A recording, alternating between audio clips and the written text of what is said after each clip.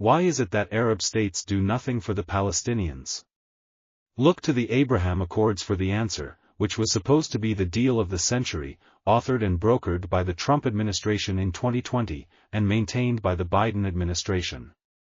But in reality, this deal was yet another manifestation of the long history of the United States, molding Arab countries for the benefit of America. The much-trumpeted success of the Abraham Accords consisted of America bribing 4 Muslim countries to sign normalization agreements with Israel. 2 Arab, and 2 non-Arab. These countries are the United Arab Emirates, Bahrain, Morocco and the Sudan. The rest of the Muslim world wanted nothing to do with these accords, because they correctly saw them as yet another effort to further strengthen Israel. So, what did these 4 countries get for signing on to the accords? For the United Arab Emirates, the U.S. agreed to sell it advanced military equipment, including 50 F-35 fighter jets. These jets enhance the UAE's military capabilities, and which will also come in handy in case of an American war with Iran. The U.S. will also take care of the UAE's security interests, particularly in regards to American plans for Iran. Thus, the U.S. will provide the UAE enhanced military cooperation and intelligence sharing. One might want to ask, why is the UAE even worried about such things? Because it is America playing up the deep-seated, centuries-old Arab hatred of Persia, which still persists. Next, there is the establishment of the Abraham Fund, a U.S.-backed initiative, aimed at raising $3 billion, for infrastructure projects, trade, and agriculture in the region. This fund is intended to boost economic ties, and development within the UAE and its neighboring countries. A critical aspect of the accords negotiations involved an agreement from Israel to suspend its plans for annexing parts of the West Bank. In reality, this annexation has not stopped. But this was a significant factor for the UAE, as it allowed them to portray the accords as a step towards peace and stability in the region. It is typical Gulf state duplicity. Turn a blind eye to reality and pretend to live in irreality. It is worth noting that following the accords, Israel's defense industry significantly expanded its exports to these Arab states. In 2022 alone, Israel exported approximately $12.6 billion in defense products to the UAE and Bahrain, accounting for about 25% of its total defense exports. This increase in arms sales highlights how the accords have not only normalized diplomatic relations but also integrated military capabilities, among these 4 nations, with Israel. For Bahrain, the bribe consisted of security guarantees. The U.S. positioned itself as a strategic ally against common threats, particularly Iran, which has been a significant concern for both Bahrain and Israel. This alignment against Iran was a critical factor in Bahrain's decision to normalize relations with Israel. Although specific military deals for Bahrain were less highlighted, compared to those for the UAE, the broader context of U.S. military support in the region was part of the incentive structure. For instance, when the U.S. agreed to sell advanced F-35 jets to the UAE, this reassured Bahrain about its own security needs in the face of imagined regional threats. And then the United States offered several significant incentives to Morocco to encourage that country to normalize relations with Israel through the Abraham Accords. One of the primary incentives was the U.S. recognition of Morocco's sovereignty over the Western Sahara, a territory that has been a point of contention for decades. This recognition was seen as a major diplomatic victory for Morocco and a critical factor in its decision to establish formal ties with Israel. Plus, Morocco would have access to economic and developmental support by way of the Abraham Fund, especially for projects such as access to clean water, affordable electricity, and strategic infrastructure projects, thereby enhancing economic cooperation between Morocco and Israel. The United States, next, offered several significant incentives to the Sudan, to encourage the country to sign the Abraham Accords and normalize relations with Israel.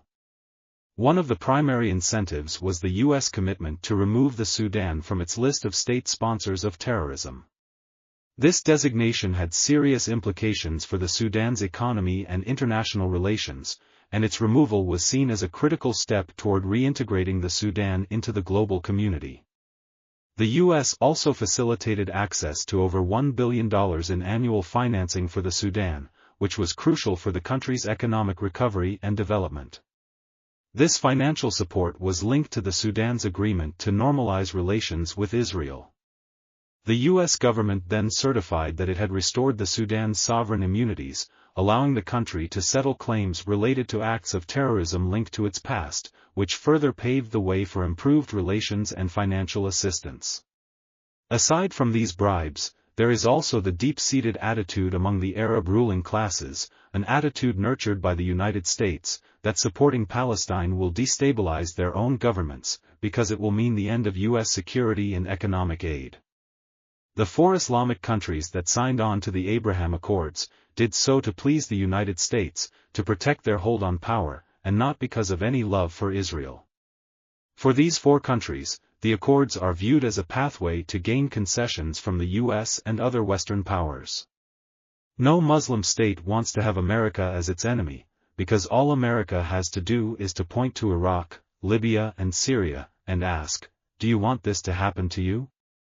Supporting Palestine means offending America. And so, it is preferable for Muslim states to give fiery speeches, and then do nothing. The Muslim ruling classes are deeply afraid of America, lest they be toppled.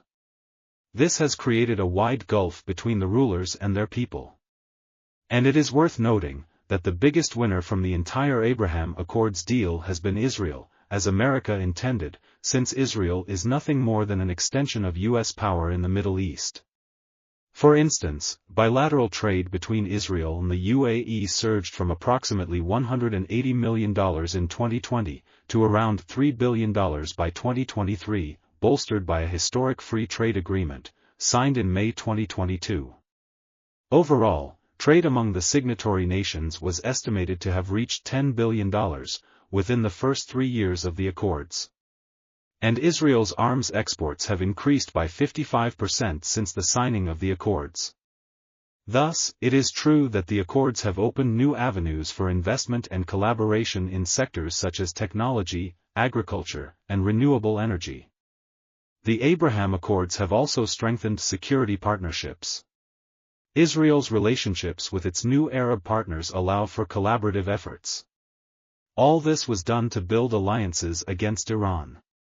This shift has enabled joint responses to regional challenges, where Iran is portrayed as the common enemy of both Israel and the Arabs. Joint military exercises and strategic dialogues have become more commonplace, further solidifying these security alliances. For example, Israel's participation in military exercises under U.S. Central Command highlights the growing military cooperation among the signatories. The Abraham Accords have significantly bolstered Israel's standing in the Middle East through enhanced economic ties and security collaborations, as well as cultural exchanges.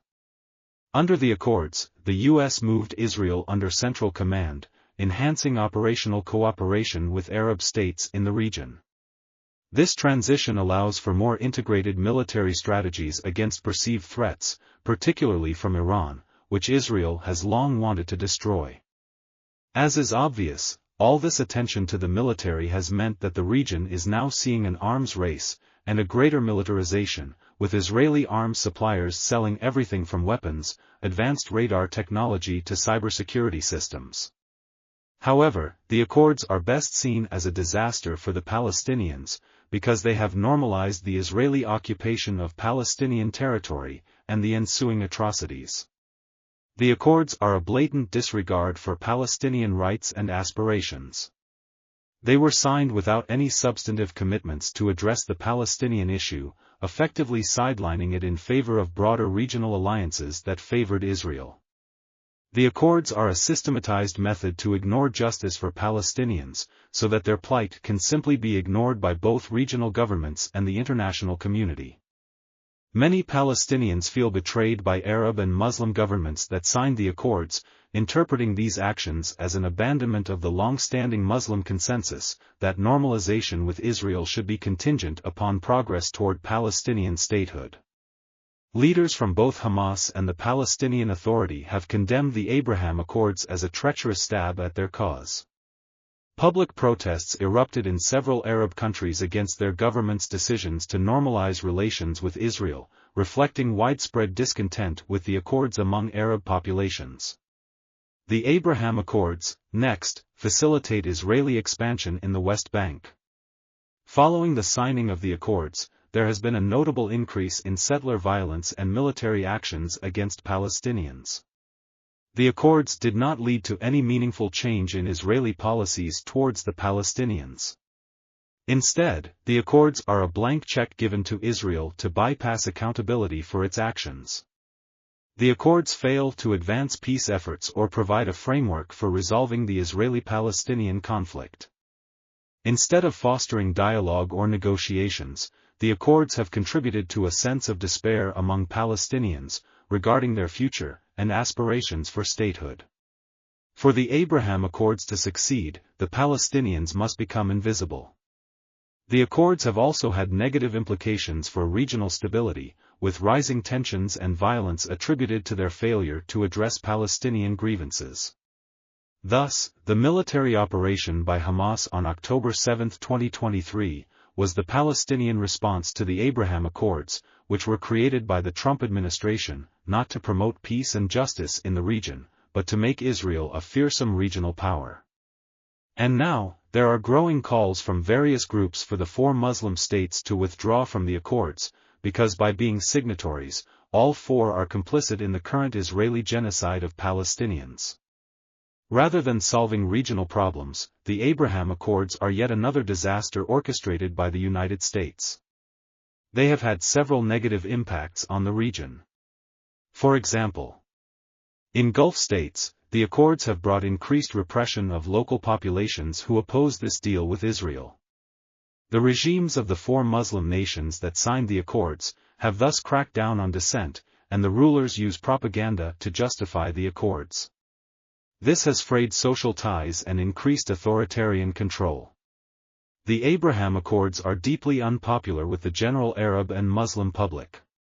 In these countries, the Abraham Accords merely serve as a tool for maintaining authoritarian control rather than fostering genuine peace. The signatory governments utilize these agreements to justify increased repression under the guise of national security and stability. In face of the current genocide in Gaza, and the war in Lebanon, none of the signatory countries have permanently broken ties with Israel, or withdrawn from their commitments. Diplomatic channels remain open, with ambassadors continuing to play active roles. And trade between signatory nations has continued, to the tune of $4 billion. This dynamic suggests that rather than resolving underlying conflicts or addressing human rights concerns, the accords reinforce existing power structures and limit avenues for political expression. Since 2020, the accords have failed to expand, since no other nation has signed on, despite much coercion. Why? The accords lack intrinsic value, because Israel has little concrete to offer Arab and Muslim states. And, now, the region is a place of brutal war and relentless slaughter, from which Israel vainly hopes to emerge victorious. The Abraham Accords have not only failed to bring about meaningful peace but have also exacerbated authoritarian practices among signatory states, stifling dissent and undermining civil society in the process. Worst of all, the Abraham Accords have brought misery and death to the region, because they pretend that the Palestinians do not exist. Perhaps it is now time to ask a greater question. Why does the United States of America always succeed in bringing bloodshed to the world?